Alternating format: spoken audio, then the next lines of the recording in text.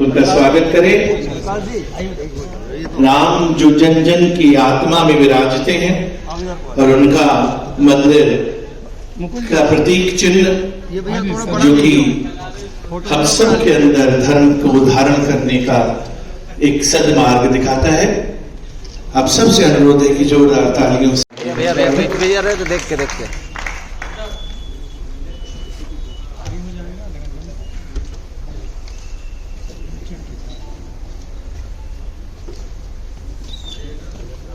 एक मणिधर साहब एक बार सर इधर भी देख लेंगे।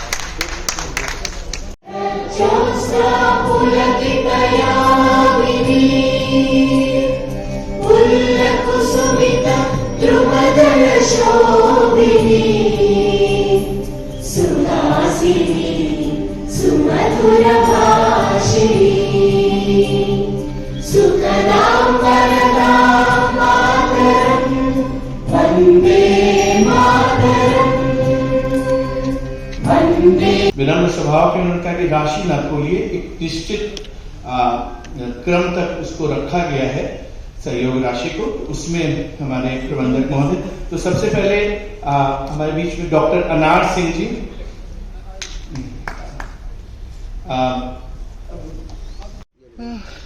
देखिए, जो स्ववित्त पोषित विद्यालय है उनका एक संगठन बना है। अच्छी बात है कि जब कोई भी आवाज़ संगठित रूप से उठती है तो उसकी सुनवाई भी सरलता और सहजता से हो जाती है, और जब संगठित रूप से उठती है तो फिर पूरे समग्रता में ही कोई ना कोई विषय को रखा जाता है, वरना इंडिविजुअल कैपेसिटी पे होता है। तो कभी भी इंडिविजुअल की कोई वैल्यू समाज में रही नहीं है, संगठन की वैल्यू हमेशा हुई है। तो इन्होंने कुछ मांगे रखी हैं हमारे सामने। कुछ विषय ऐसे हैं जो कि तुरंत निपट सकते हैं, कुछ विषय ऐसे हैं जिन पे समय भी लगेगा।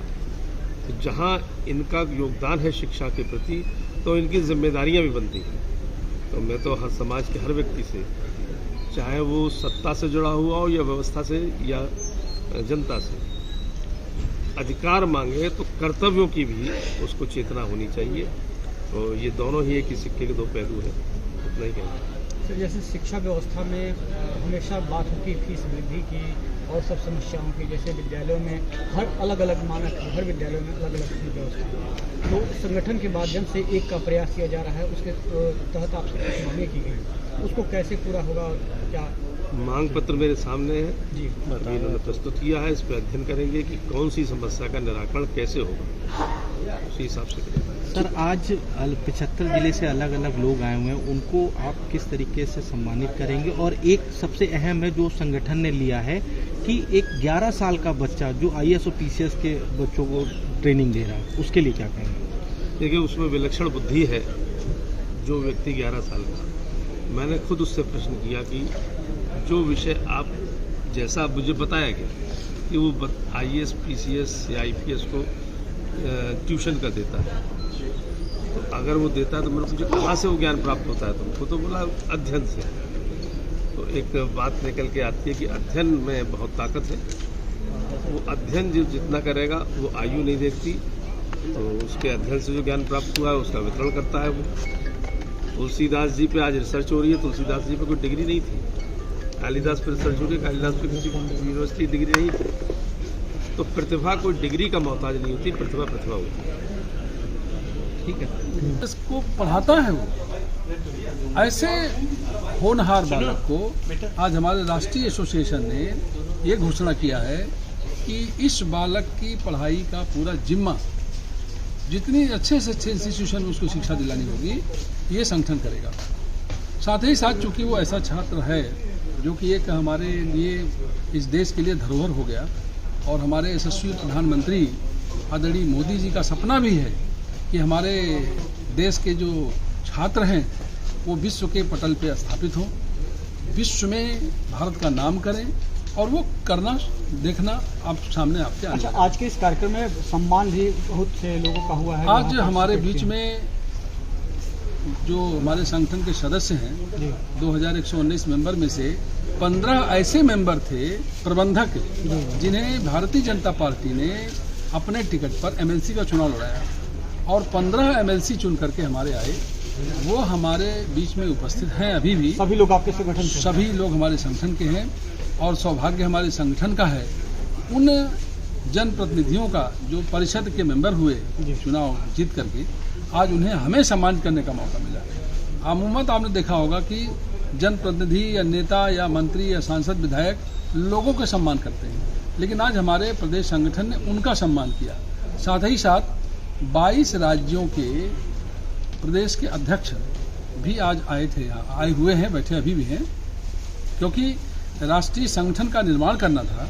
इसलिए ये हुआ कि जब तक पूरे राज्यों का समर्थन न मिले तब तक कोई राष्ट्रीय संगठन का मतलब नहीं होता है। उन सब के समर्थन से आज राष्ट्रीय संगठन का निर्माण हो गया और उन सभी हजारों हजार प्रबंधकों के आदेश पर, लोगों के समर्थन पे मैं डॉक्टर आरजी सिंह हूँ, मुझे राष्ट्रीय अध्यक्ष नामित किया गया है। निश्चित रूप से जिस तरह से प्रदेश अध्यक्ष के रूप में मैं इसमें आप सभी प्रबंधकों के लिए और महाविद्यालयों के लिए लगातार सेवारत हूँ, उसी तरह से हम लोग राष्ट्रीय संगठन पे भी काम करेंगे। राष्ट्र संगठन बना करके उच्च शिक्षा में नई एजुकेशन पॉलिसी को इम्प्लीमेंट कराएंगे। नई एजुकेशन पॉलिसीज में जो हमारे यशस्वी प्रधानमंत्री जी ने सपना देखा है, उनके एक एक अक्षरशः बातों को हम लोग लागू करेंगे और भविष्य में भारत के ऐसे संस्कार युक्त शिक्षा का निर्माण करेंगे जिससे कि निकलने वाले छात्र विश्व पटल पर स्थापित हो सके। आज के कार्यक्रम में सब लोग हैं, बेसिक शिक्षा से लेकर उच्च शिक्षा तक, तो जो अनियमितताएं हैं, जो फीस अलग अलग हैं, ऐसे बैठक में ये बातें आई निकल जी, तो इस पे आपका संगठन क्या करने वाला है? क्या आज बहुत अच्छा प्रश्न आपका है ये। आज हमारे एसोसिएशन के द्वारा 15 सूत्रीय एजेंडा बनाया गया है। उसमें ये महत्वपूर्ण बिंदु पे है कि पूरे प्रदेश में कहीं फीस कम है, कहीं फीस ज़्यादा है, कहीं परीक्षा फीस कम ली जाती है, कहीं परीक्षा फीस ज़्यादा ली जाती है। हमारे बीच में हमारे उच्च शिक्षा मंत्री और बहुत ही लोकप्रिय शिक्षा मंत्री हैं